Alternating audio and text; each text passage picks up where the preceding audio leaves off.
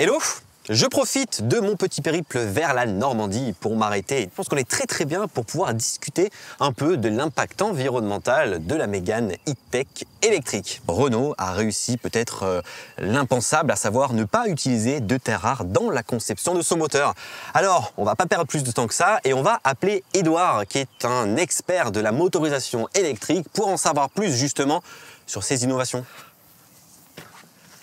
Bonjour Edouard, est-ce que tu peux m'expliquer comment vous avez réussi à supprimer ces terres rares? Bonjour Jean-Baptiste. Alors en fait, pour faire simple, nous avons inventé un procédé de bobinage pour rotor sans aimant.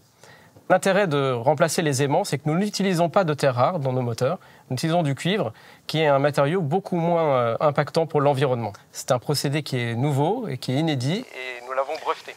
Et ça marche aussi bien qu'un moteur traditionnel?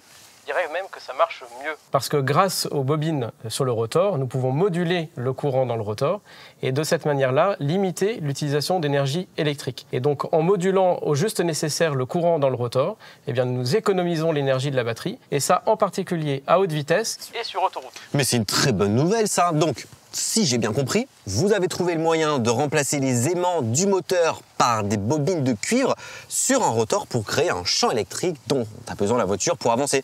En fait, c'est tout simplement génial. Merci beaucoup. À ta dispo et à bientôt. Merci à toi, Edouard. Bon, ça a l'air simple, hein, mais je suis sûr que ça n'a pas été une mince affaire. En tout cas, je suis très content de voir que l'innovation va dans le bon sens et que les ingénieurs se creusent la tête pour préserver les ressources et respecter la planète.